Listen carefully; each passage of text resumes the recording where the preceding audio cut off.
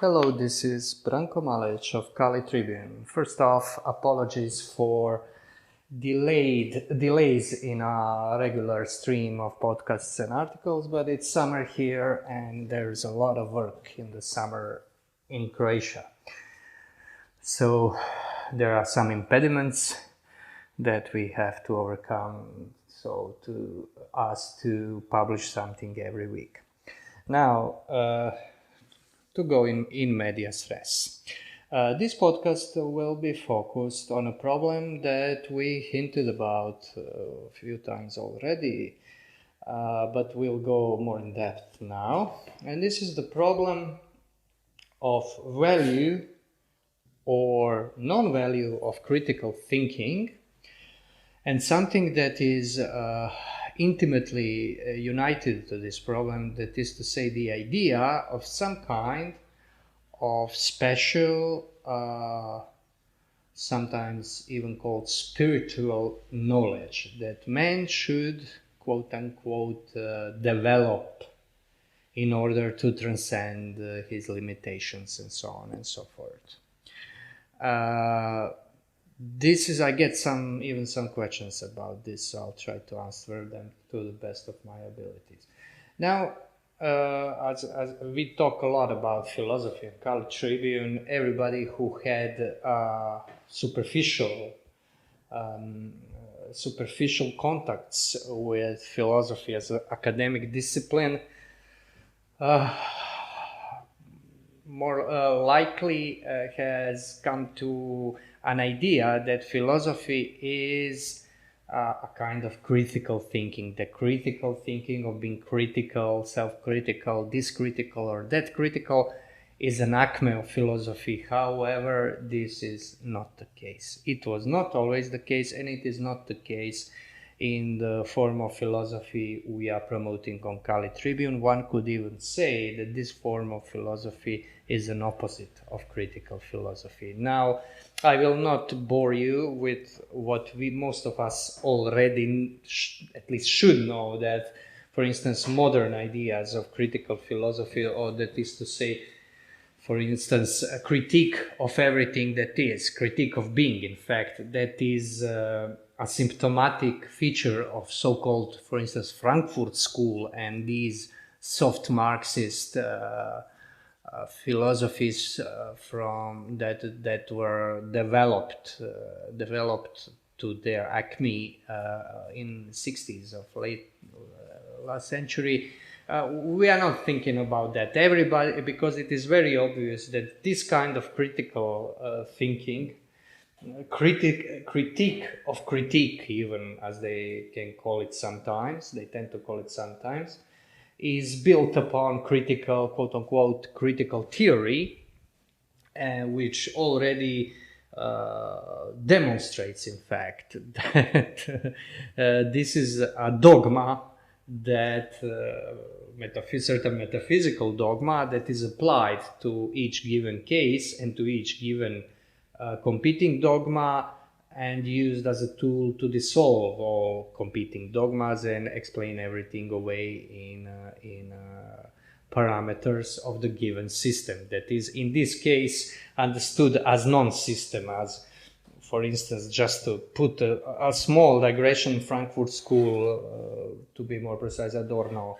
was of the idea that you have to have not first philosophy, which was Aristotle's name for metaphysics, but last philosophy. And this would mean breaking every identity that could end up in making a metaphysical system, because for Adorno, every metaphysics builds systems, and these systems are just mirrors of social relation and economic and social relations in the society. And if we have system, that is to say, in translation in Marxist terms, ideologies, if we have metaphysical systems, that means total ideologies that are complete, and such must end up in places like Auschwitz and such. I don't remember he mentioned Gulag during his lifetime, but more or less that would be it, which is to make a remark, which is consequence of completely superficial approach to philosophy, and is not valid in any sense of the word, but it is valid for this school of thought. And of course, this Adorno's non-systematic negative dialectics, as he calls it, is only destructive. That's what he thinks. It's more like an activity of destroying the whole, destroying the attempts to make big narratives, as they call it now, and so on and so forth, while at the same time constructing one of your own. But this does not interest us here so much, because what I want to talk about is this is only the special case of something deeper.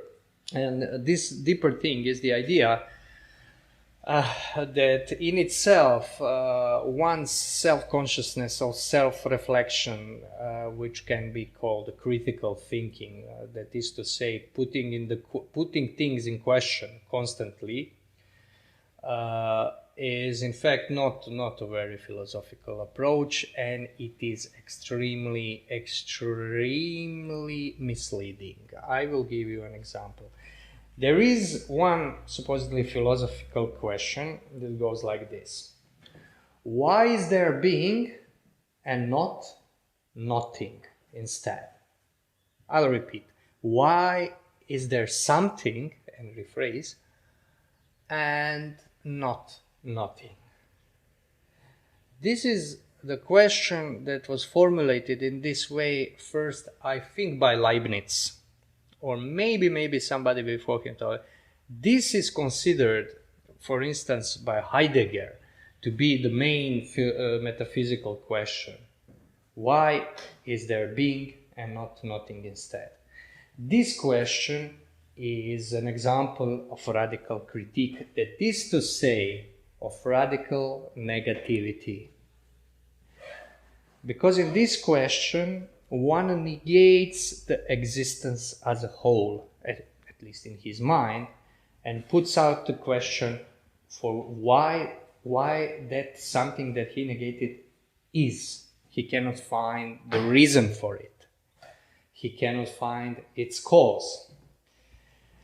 And more often than not, people will tell you that this is philosophy. However, this is a very, very novel invention in philosophy, to put question in this way. We won't go into Christian thinking now. We'll stick to antique philosophy. For instance, Aristotle or Plato never formulated question this way. The question they had on mind is, why is cosmos, that is the world, the beautiful order of the world, such as it is? This is philosophical question, and it comes from the mood, ontological mood called Thaumazein. This means the wonder, philosophical wonder. So philosophical wonder does not provoke this quote-unquote radical question of being and nothingness. This is not it. If we are to stick to Heidegger's interpretation, the true awakening to philosophy is Angst, anguish, because nothing comes to mind, so to speak. Nothing becomes let's say, emerges in focus and provokes this ontological mood of anguish and angst. This is very, very novel thing. This is not philosophical thing. This is a very arguable, and you cannot project this, for instance, in somebody like Plato. This is not a property of his philosophy, of the way they ask the question. And the same goes to now touch upon Christianity for those church fathers, for instance, and medieval theologians who were nourished by these antique traditions of antiquity and such for their intellectual approach. Nothing of this sort could come to their mind from any source they had. And they were thinking in quite a different way. So they were not thinking critically in this sense. They were not thinking negatively. So negative thinking is not the only way of thinking, and it's not the oldest way of thinking. Now, what we advocate for here is in fact something that from the negative standpoint would be called dogmatics. But dogmatics means that you think things that are given to you to think, that you don't put into question what is given. One of those things, to skip on doctrines and such, one of those things is the world itself. Somebody like Aristotle would not put in question the existence of the world because it obviously exists. And when he puts in question the cause of its existence, therefore his approach is quite different. It's not negative, because he considers that this world, the origin on the world, is also not something negative, and that origin has to be, that it cannot be without origin, because this is the way of thinking that has to affirm in the end. In negative theology and mysticism, there is this negation of negation, that is negation of worldly things in order to come to grasp of divine things. But this is completely different, something completely different. And this kind of thinking, for instance, this negative thinking, is praised today a lot, and it's praised in children. For instance, when a child asks you what was, why, they like to put question why. So why it rains, then you tell them it rains because this or that, but why this or that, but why this, why, why. And they never stop, because they cannot stop, because they are kids and children and are not able to think clearly. They are just beginning to think, and they are putting questions in the form of each question negating the answer, pure negativity. So this, what is usually considered to be critical thinking, and critical thinking in fact originally means inferential thinking, making inferences. This way of so-called critical thinking is in fact infantile, juvenile state of mind. And it is praised as topmost thing, as something that is extremely praiseworthy. So that's about that much about that. But there is other thing. There are people, there are ideas about things that do not really, are not really present in everyday life, but we have some occurrence. People have some occurrences and flashes of insight that seem to transcend the everyday experience. And these flashes of insights are, for the most part, in my opinion, genuine. And there is one problem that is created in modern times, namely the idea that these flashes of insight, as for instance, the insight that contradictions don't contradict themselves in some deeper sense. For instance, you have it in history when we talk about, for beginning of the First World War. It's a very, very interesting and convoluted subject. You have these contradictions of alliances that were at the same time enmities and so on, and you cannot really, or enmities that between peoples that in fact, on the other hand, had very friendly sentiments about each other. And this is something I'll try to illustrate here in Balkan, in this Eastern Europe. You kind of learn about this, although it's very difficult to put in words, because you have a land where that is famous for its brutality, sometimes atrocities and so on, but at the same time It is the land where people of these different religions and different ethnicities, when they live at peace, this is not merely, how should I put it? This is not merely living in truth or having come to agreement, but very naturally kind of like live in unity with each other, even different religions. And it's very hard to explain, especially now with this postmodern multiculturalism, which is in fact the obverse of what I'm talking about. Now these things exist, and sometimes they seem like a small miracles how some things come about. Now some people see this, and indeed I'm of the opinion that people who see this must take note. Well, some people take note and then make a mistake, which is natural, but it is not good you repeat it. They try to master these insights. They notice that contradictions are really reconciled in some deeper way, in some higher or deeper instance. And what they want to do is to create knowledge or develop or train themselves in the knowledge of laying this out, of comprehending this. And this is very dangerous. This is something that was for the first time, in my opinion, done by Hegel, German philosopher. Hegel was much deeper man than he's usually given credit for.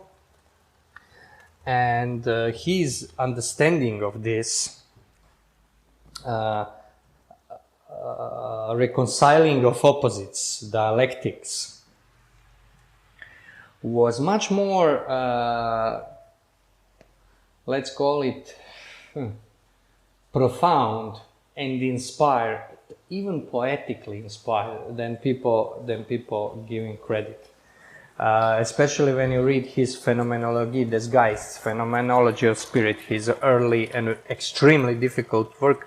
Difficult because it is written in kind of inspired state, so it's very difficult to follow him. The problem is, what Hegel wanted was spiritual science. That is to say, a methodical way of mastering these insights. And this is extremely seductive and extremely dangerous. Because the knowledge we are talking about is not something that is given to people. We don't have, for some reason or the other, capability of comprehending, and I stress this word, comprehending the acts of God. What we can do, and of course I'm now taking a stance, I'm giving my opinion on the subject. What we can do, and should I think, and it is rarely done, is affirming these acts and noticing them, because they are fleeting. The realization of that opposites somehow had been reconciled. It's something that is very intimate. You have to be very attentive inside yourself to perceive this. And when you perceive this, and you can get into very strange emotional state, the thing is that everything in this, it is inner, like inner insight. Everything in this world, after the insight fades in the background, everything in this world will tell you that you never had it. But the thing is, about inner insight, you cannot really be fooled about their existence, because they are more immediate than sense experience. For instance, what you see, what you hear, but you are at liberty to disregard them. because you cannot give proof for them, even to yourself. They are proof in themselves. And I think that man has a freedom to accept or reject them. If he accepts them, he's, I would say, venturing inside himself. He kind of opened the door for this. If not, he's merely closing that door. And if he wants to reconcile the opposite, he will never be, he cannot reconcile them, but he will be prone to not to affirm that opposites reconcile in some higher instance, and in his everyday life and political life, for instance, he will always think in dualities, either this or either that, because this is the way of the outer extrinsic world, or especially world of politics. Those are practical solutions to problems, and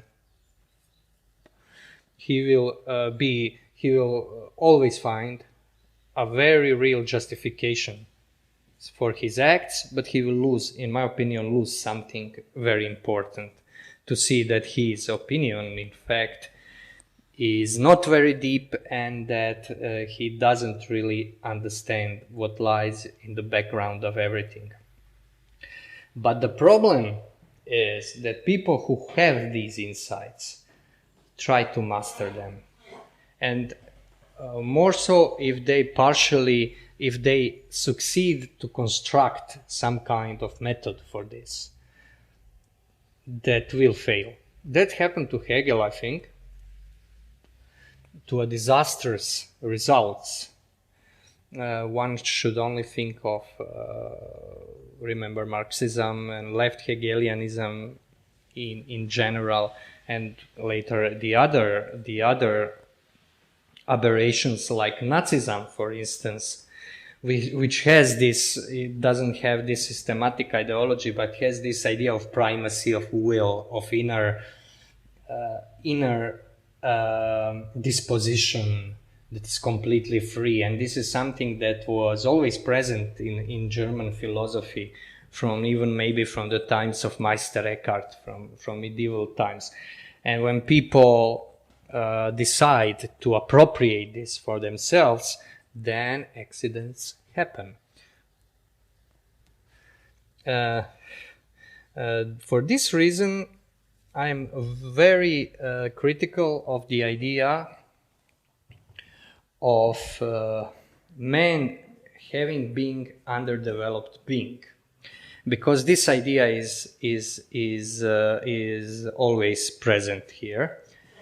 And this idea is, in fact, evolutionary idea. And evolution as a notion that everything proceeds from small parts to meaningful wholes. And when I say everything, I mean everything.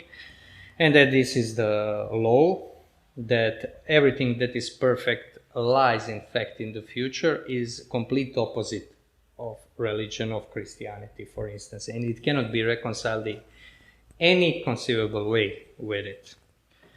And in this kind of thinking, it is always present.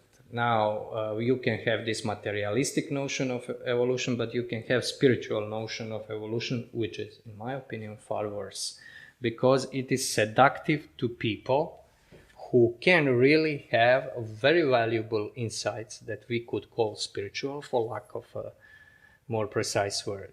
And you have this in later in vulgar New Age or Theosophy, and you have this in people like Rudolf Steiner, who was a semi-genius, who had enormous intellectual capacities, but his flashes of insight are always, when you read his lectures or books, are always peppered with sheer lunacy of this evolutionary thinking. So you have insights that are developed in a complete insights that are flashes of insights that are by imaginative faculty developed into kind of the world picture, or the picture of or image of history that is completely unprovable, but is, on the other hand, considered to be total, and that real proofs are inside proofs of this mystical, what he calls mystical facts.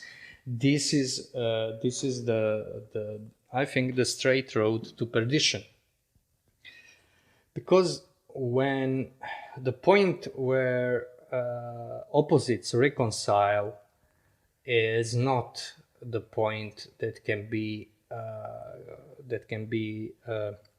created by anything that is of this world. This, and by this I mean natural world, and in which we live, a bodily world, corporeal world. They are incorporeal, and they are ultimately of God by this logic. And whereas affirming them as existent is necessary, in fact, I would say it's necessary, trying to lay out their essence, trying to explain them, is an act of apostasy, in fact. It's an act of a man taking for himself a claim to knowledge that is, in best case scenario, angelic knowledge. That is to say, the pure intellectual or spiritual knowledge. And this, I would venture to say, is not possible for man, because this kind of knowledge implies an ability to see the causes that are immaterial. And I don't think we are capable of this. We are capable to intuit their existence and even to live in accordance to this. Better to say, we are capable of let ourselves be led by them, to let ourselves be guided, but we are not capable of mastering them, and we are not capable of leading ourselves. And this is a subtle but very and extremely important difference. In a religious sense, when you talk about Christianity or traditional religion, the idea that you can somehow improve it, develop it, and evolve it, which is implicit in this idea of spiritual science, is completely impossible, because it can only yield the parody of its subject. So it cannot be done. What can be done is to create illusion that you have it, and this illusion can be even stronger if it is done by somebody who really has some insight. And I would say that a lot of people, even some of those new age founders, they are deemed charlatans, and they were charlatans in the sense that they made money and so on tricks and such. But originally, good deal of them, I would say, really had some kind of experiences or insights that are not part of the common flow of life. But what they did is, instead of disciplining themselves and humbling themselves, they try to create. And creating is not in the human faculties. Creating, because totally knowing the principles that reconcile opposite principles that stay in the background of this corporeal world, act of knowing them is in a way the act of creating them, and man is not capable of this, but can delude himself into it. And it all ends up, in fact, in some kind of spiritual materialism, where spirit is understood as matter in the end, because only in this way, having a spiritual matter, can you imagine yourself capable of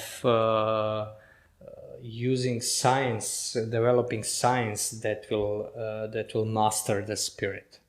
This, in effect, is a huge mistake. So, to conclude and resolve our aporia, two things are very closely related, and these are critical thinking and the attempt, what is called critical thinking, and the attempt of creating the knowledge that is not given to man. And this is displayed, for instance, in when you read these great, mostly British empiricists and so on, or scientists like Isaac Newton, for instance, that were occultists at the same time. This is very significant, because it seems that when you take this stance, you go into occultism and esotericism, which are attempts to master the world of spirit, to master something that is beyond. And it goes hand in hand with developing of natural sciences as a means of technologically overpowering the world. No matter if this overpowering and mastering of the world you consider as being in tune with the world, or you go full mechanistic like mainstream science and master everything by nuts and bolts and so on. From the standpoint of this higher, let's say, or deeper reality, they are both on the wrong track. So that was our 5 cents of this matter. This was Branko Malic of Kali Tribune signing out.